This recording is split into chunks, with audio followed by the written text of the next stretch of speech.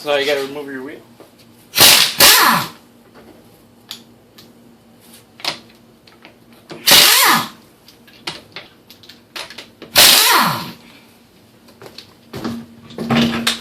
Your wheel's off.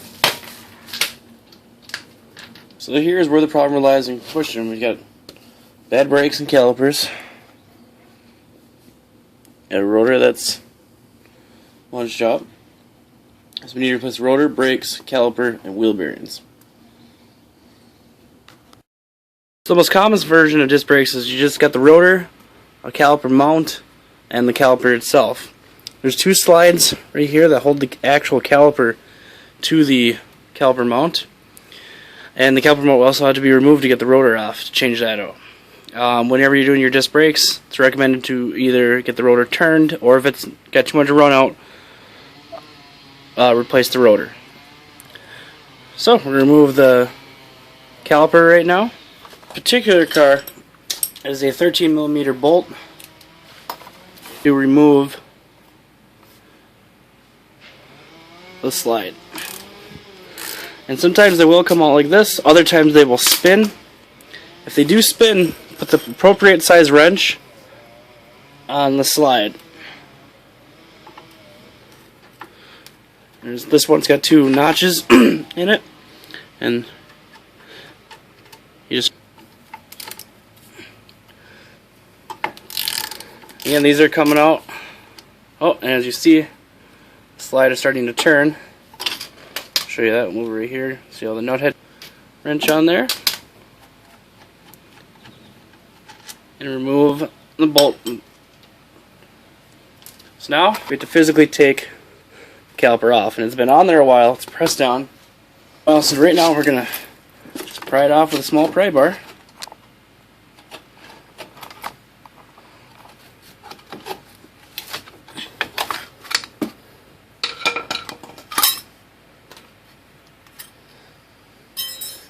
And then just nicely set the caliper off to the side.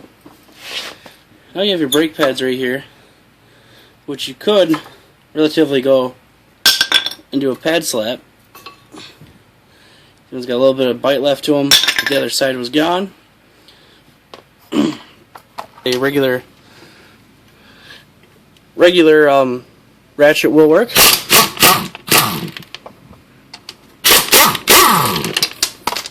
Bolts, just remove your caliper mount.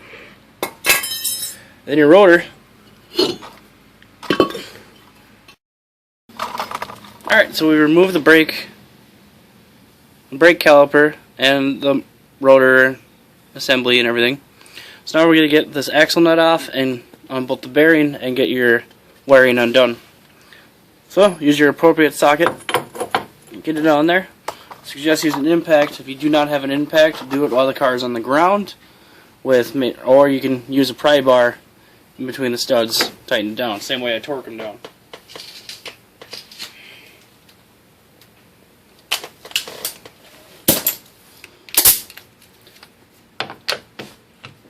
So we're going to remove this real quick.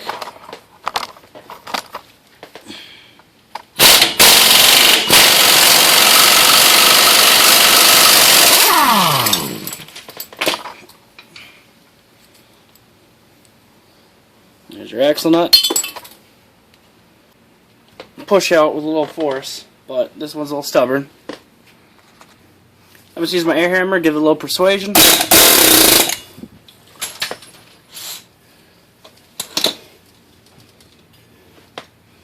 Now it's loose.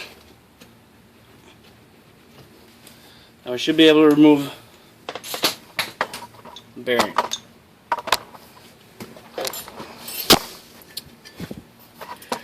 Also, look,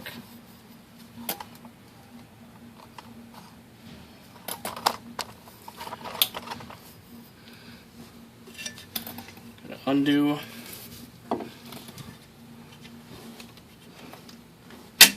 wiring here and get this clip out of position.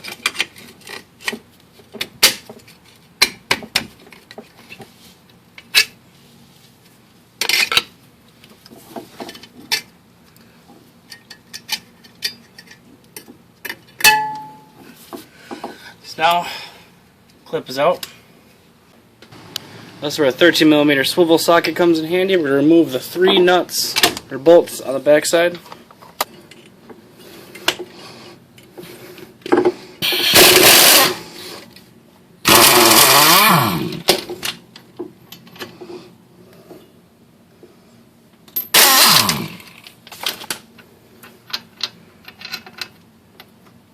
We got this one final one back here.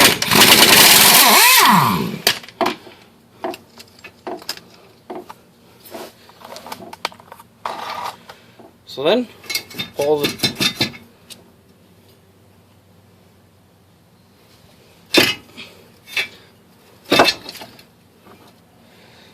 bearing out. Most times you have to oil these and maybe hammer them out, but this being an aluminum knuckle, will pop right out.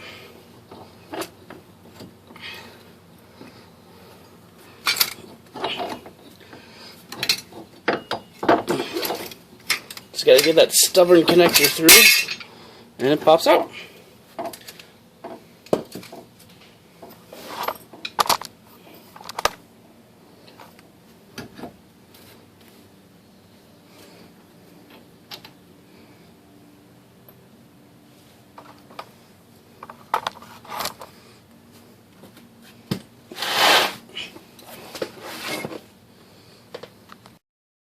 So now we're going to slide our new bearing in. Make sure you have your dust shield on. Just slowly start to slide it on and try to fit,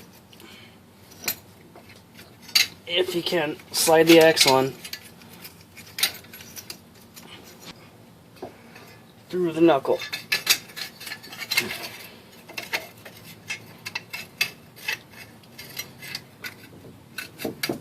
And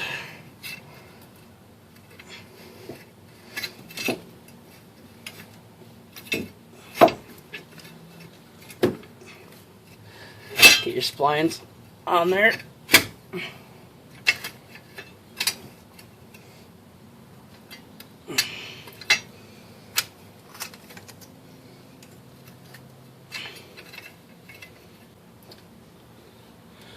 So now the bearing's in, hold it in place and get one of your bolts started in.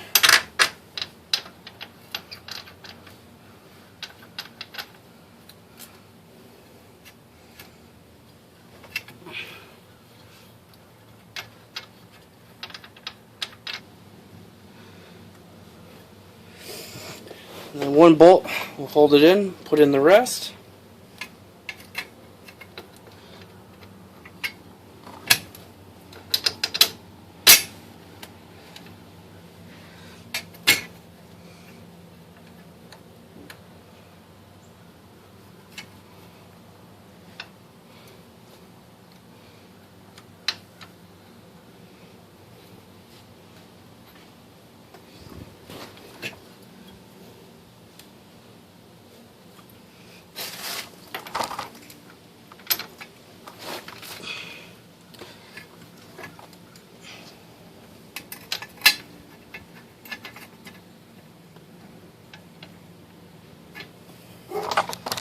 So then we're going to tighten the bearing down.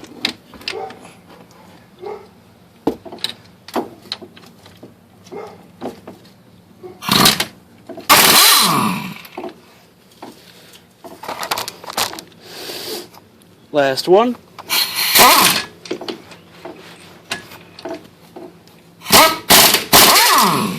So the bearing is bolted on. Put the axle nut back on. Put your wiring back together. So you put your wiring back together. Now we're going to put our axle nut back on.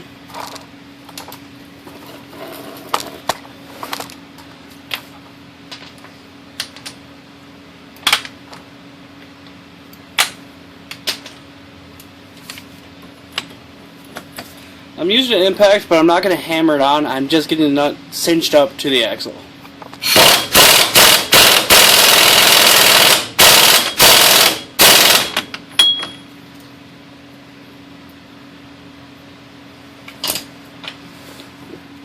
So now what we're going to do is torque it down.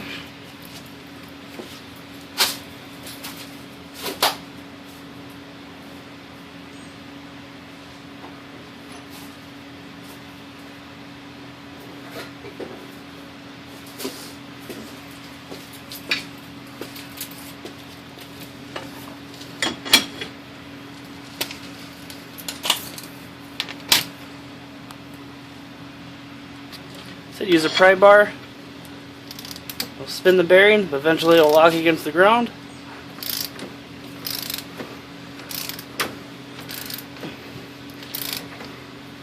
Check your manufacturer. The proper torque. Right there.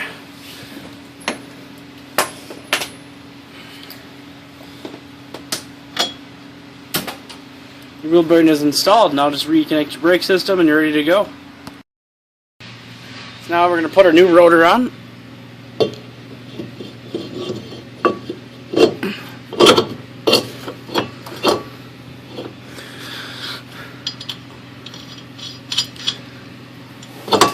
I like to cinch it up with one lug nut. So that way your rotor is just secure. We're going to take our nice new caliper mount and new parts and lube slides, put it into place.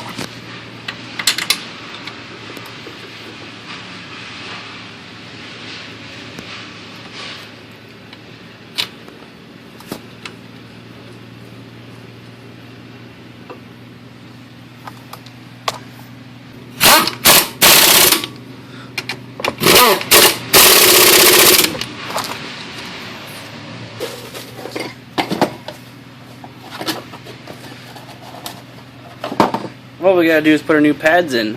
Figure out which one's your inner and outer. Slide your new pads into the caliper mount. There's your new pads. Okay, so to position the caliper back on, you gotta push the piston back in. Use a C-clamp or a specialty tool. In this case, I have one.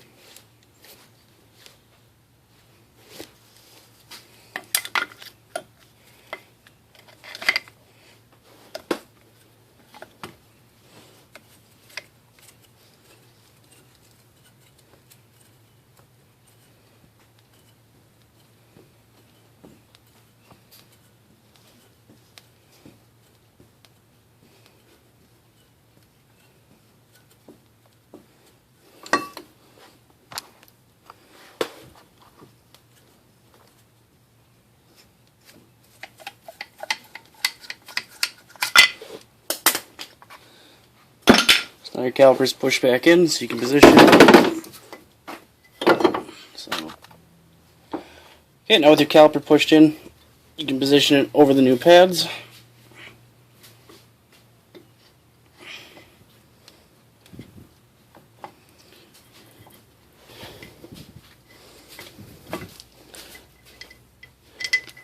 So you put it back into the slides.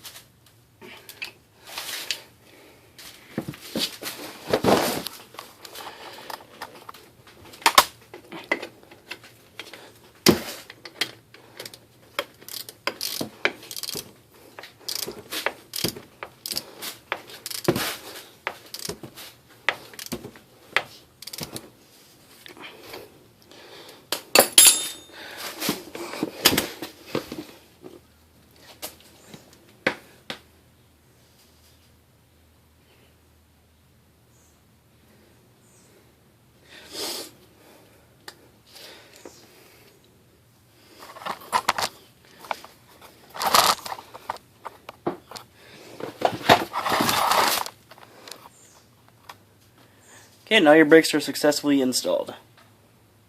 Make sure you pump your brake pedal until it's very firm, so you have to reapply pressure to the brakes because you didn't press the calipers in, so they're not touching the pads until you do that. Also, then test drive the vehicle, make sure no ABS lights or anything else come up.